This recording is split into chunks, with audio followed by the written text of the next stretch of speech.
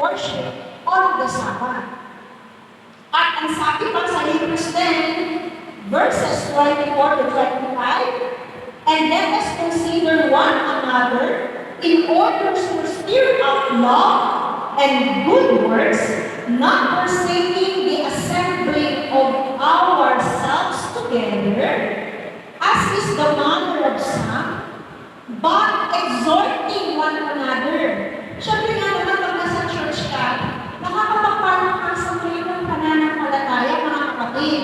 At hindi yung mag-breakdown ng mga kapatiran sa paninira.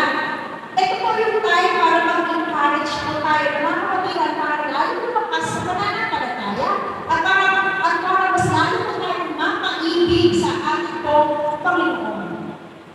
Kahit sa pagdating po ng bagong langit at ng bagong lupa, mag-discover natin